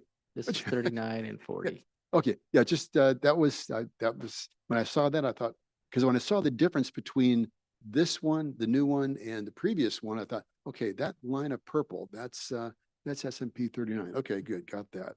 A couple of comments. One of the speakers tonight made the comment about Valley Link going to Springtown. I just want to make sure that nobody mishears that. Valley Link is not going to Springtown. So I don't want anybody to mishear that. There are some comments about not all the meetings were in the same place because we wanted to be able to accommodate everybody being able to get to these meetings. Some of the meetings had a couple hundred people in them, so we wanted to be able to accommodate them. And that there was this statement that the city had some agenda on this. And I was in all of those meetings, and the city council did not have an agenda. We were trying to get the community to agree on what that neighborhood would look like. And the community absolutely rejected a landscape maintenance district. Yes, they did. They rejected a landscape maintenance district. And what precipitated the problem was that there was a newsletter that went into Springtown. It was called the Springtowner. And in the newsletter, it falsely stated that they were going to convert the golf course into low-income housing. And it made it impossible to have a conversation about what sorts of things were going to be going out there, because this false statement that the golf course was going to be low-income housing destroyed the opportunity to have a conversation. And when we tried to suggest a landscape maintenance district, it was rejected. Any different proposal than keeping the golf course was rejected. And the golf course was costing us about $500,000 a year. And I know people say they don't like big government. Well, only big government can afford to subsidize $500,000 a year for a golf course. And we're not big government. So we decided to change it. We had a community outreach, and now that is all open space, and it's permanent open space. It's no longer a golf course with limited access. Everybody has access to that open space. And we're working with the Park District and the city. We're coming together to turn that into a wonderful community asset. And you've got Councilmember Barrientos is working on that as well. So we're looking to see a transition out there and a transformation. Let's see, no viable sites. So looking at, this is an ongoing process. Again, I understand we're going to have a number of touches coming back to this where the council and the community will have further input on this. Let's see if I have any further notes. Nope. That's what I've got. And with that, this is an information item only. If nobody has any other further comments. Councilmember Barrientos. About Springtown. Yes, we've been working on it and it's a slow process that things are going to be built, hopefully starting in summer. But, one proposal was pickleball court and a lot of people like it, but there's a few that don't like it because of the noise. And there are new barriers being built that minimize the noise. And I think I saw one that says it cuts it down by 40 or 60%. But I think it'd be a good place to have a pickleball court. And a few people said no, so I'm not sure what percentage of the area would completely say no. But it's becoming a big thing. Even professional tennis ball players are now getting into the deal. But I think it'd be a good asset out there if the community would come up and say, okay, let's build it. There's one more point. Mr. O'Neill made the comment about, gee, it'd be great to have a higher density in the downtown. Well, 6 years ago, we approved 130 apartments in the downtown, and I still can't get that through the courts of the state of California. We're still tied up, and that's only 130 units. The other thing is, remember our Sierra Club, the Tri-Valley Sierra Club, came out against transit-oriented development. And this is an ideal location for that. And we're still working on that. And you have that's one of the reasons I came back, was to get that accomplished. So with that, if there's no further comments, Councilmember Dunbar. Just a few things thanks for giving me the opportunity to coalesce some thoughts along the way here. Sure.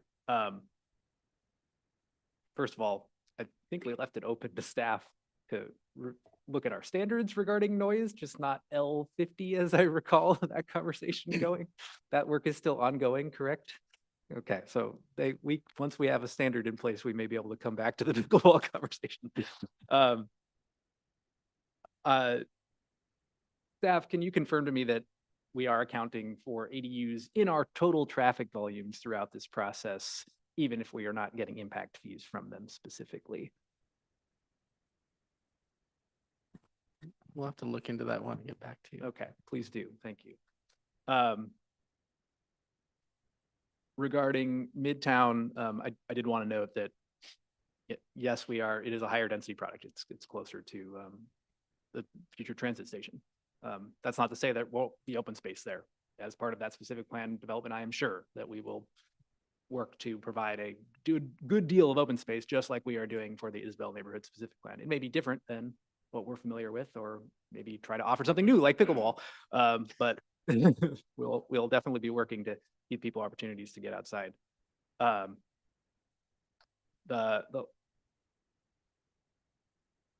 general comment to Vice Mayor Branning's, the way I was thinking about that conversation was, if we can use policy to get good outcomes of the development density rather than numbers, that's what I'd be looking for. So just a way of thinking about it. And lastly, as much as it is a big document and sometimes hard to get through, it's not impossible to change general plans. And if the world changes on us, then we are able to react in a certain number of changes per year to make sure that Livermore continues to be a great place. So thanks. All right. So with that, no further comments on 7.1. I'm going to close that and move on to committee reports and matters initiated. And I believe that Councilmember Dunbar has a matter to be initiated. Well, I'll first give a question, which Mr. Smith, we are going back and forth today. I do not have any intention of delaying the development of the parking garage. I want that to proceed apace.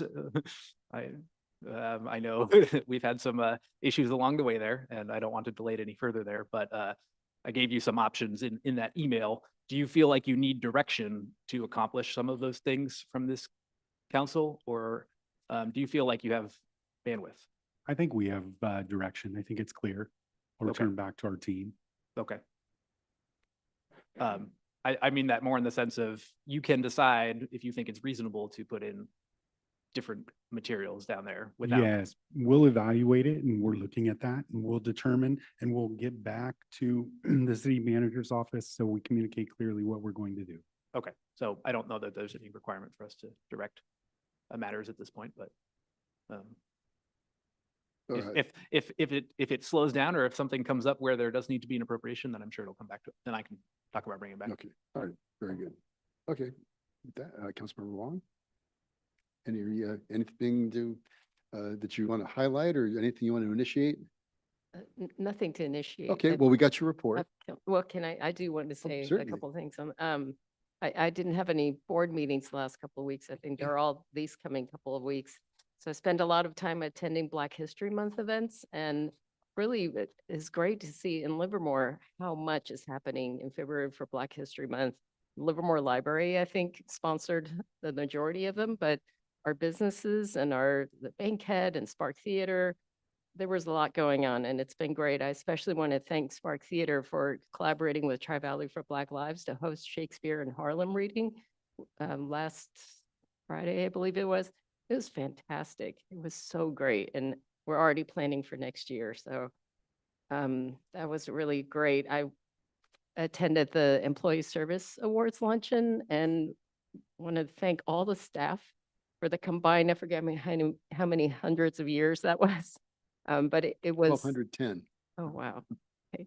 And it's just impressive to see how long people stay working for the city of Livermore. That really says a lot.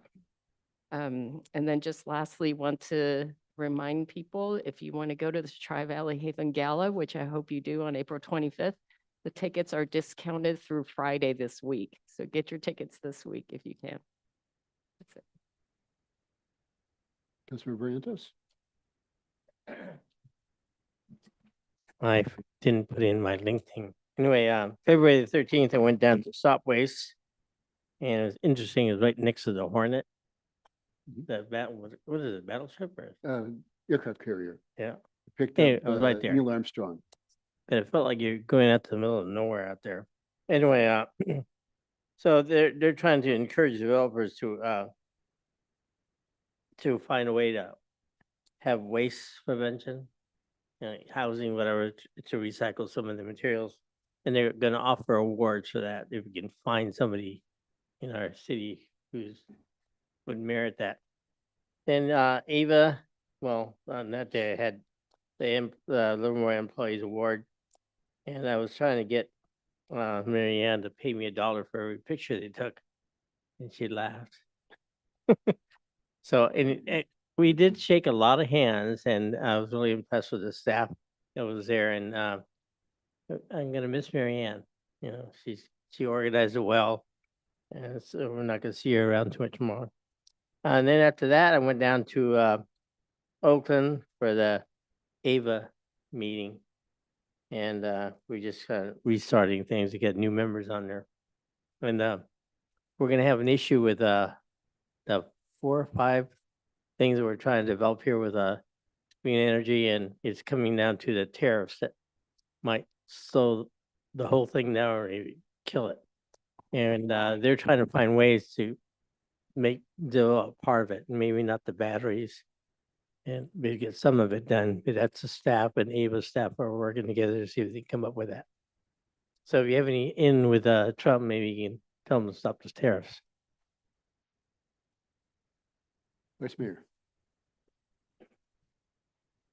Thank you. So today was the LAFTA Projects and Services Committee meeting. It was actually quite a hefty one. We were talking about our service contractor as well as some potential route changes. And so I want to highlight one that is in discussion right now for Livermore residents just to pay attention to, which is a possible change for East Avenue from the 30R to the 10R. It's really in its early stages of discussion and outreach, but if that's a route that would affect you and you have input, please send it my way or send it to the LAFTA board, and just to hear what are your opinions on that. It wouldn't change anything as far as timing or any of that goes, but it would shift where you're where your final destination is and how you get there. Or I guess not the final destination, it's part either way, but how you get there. I do want to highlight LDI. We met and there's a couple of things happening there. One is they're working to get a new executive director. And so that's very exciting for them. I don't think I'm supposed to say anything about who it is yet, but they're honing in on a final choice. And so I think that'll be exciting when announced. They are really, struggling right now, though, with the amount of construction downtown. And so I wanted to highlight for staff just to make sure you're paying attention and reaching out. I know we've already had some contact with them and there's some planned for this week even to continue the conversations. But I don't know if people have noticed, but there's a lot of fences downtown right now.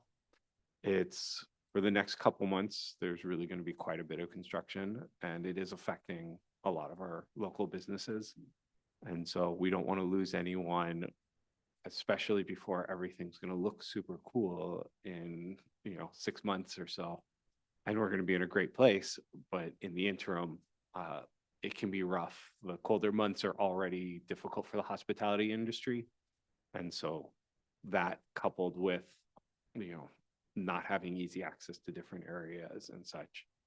So I just want to bring that up as a concern. I know staff is working on it, but really for all the residents out there, this weekend's a great weekend to eat locally, to go shopping downtown or at any of our local businesses. Really, don't let the fences deter you. It is still lovely down there. There's still plenty of places to dine, shop, eat. And throughout the city, all the businesses appreciate your support. So the more you can shop local, the better. And I think that's it. Yeah. And when you shop local, your sales taxes go to fill our potholes and repair our streets. So very important. So yeah, absolutely. Get out there and support the local business. Let's see, the Employee Service Awards, we recognize 71 current employees and 8 retirees. As I said, there were 1,210 hours of service. And people have been here for as long as 35 years.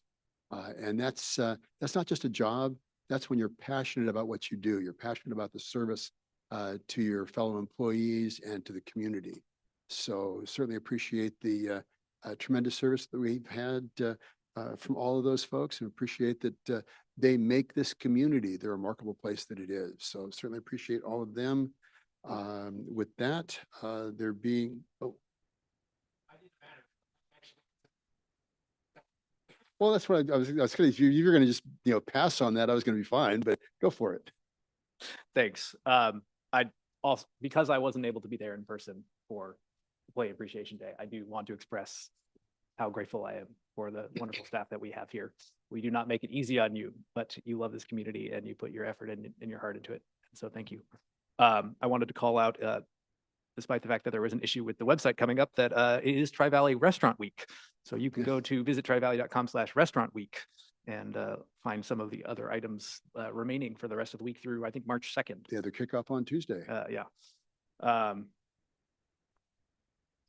I did want to say Marianne Lobo is retiring in case that wasn't clear from what was discussed earlier. And finally, I did want to mention that LAVWMA, we did discuss some solar installations on DSRSD property.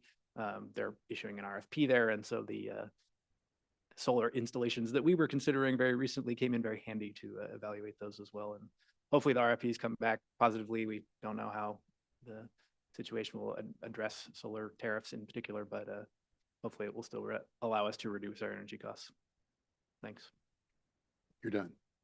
Okay. All right. All right, with that, we will adjourn to the next meeting is to a special council meeting on March 3rd. That's correct. We have a special meeting on March 3rd and then a regular meeting on March 10th. With that, meeting is adjourned. Thank you very much.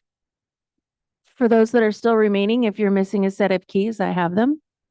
And if someone mentions they're missing a set of keys, please have reached out to the city clerk's office.